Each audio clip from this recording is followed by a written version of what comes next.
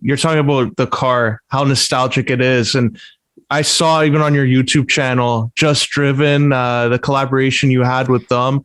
Yeah. How did that all come about? Because I'm sure like fans of the franchise too, when they're seeing it, it's all coming back together, the tribute vehicle. Like, how did that all come about? So Daryl and I go way back. I met Daryl many years ago when he had a place right next to John Wayne Airport. He was good friends with Paul Walker. Paul at the time was driving a 66 Chevy 2, a dark gray one, and Daryl's warehouse. It wasn't very big. I think it was probably 4,000 feet or something like that. But he had a whole bunch of cars in there, including a couple of Skylines, R35s, two R35s, and a couple of R34s. So I didn't realize that Daryl was friends with Paul Walker. Okay, so this was around 2000. Let me do the math. That's got to be around 2005, 2004, something like that. And so that's how I got to meet him. And I've heard his name around. And then how did we get hooked up again? I forget how we got hooked up a couple of years ago.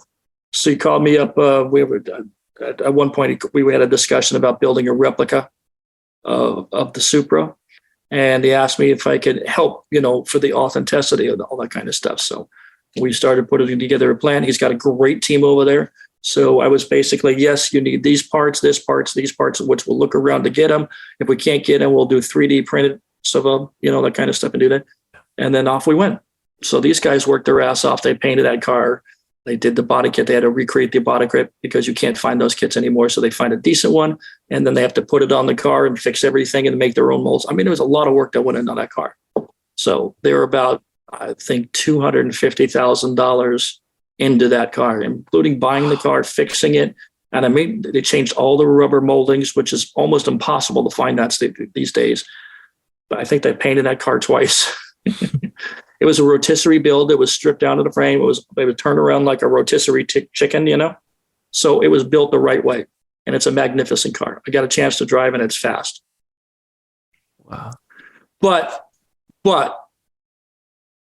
getting in the car is not the same thing and driving the car, because you're talking about 2023 technology, right?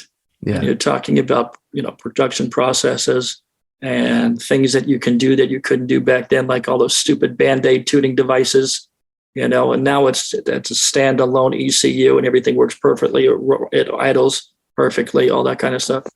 I wonder if the air conditioners are on that car, because if the car has no air conditioning, that's a big no for me. I'm too old for that shit.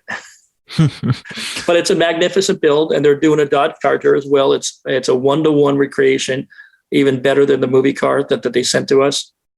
So this one's going to be great. We have some things going on with that. Vibe Talks, exclusively on Vibe 105.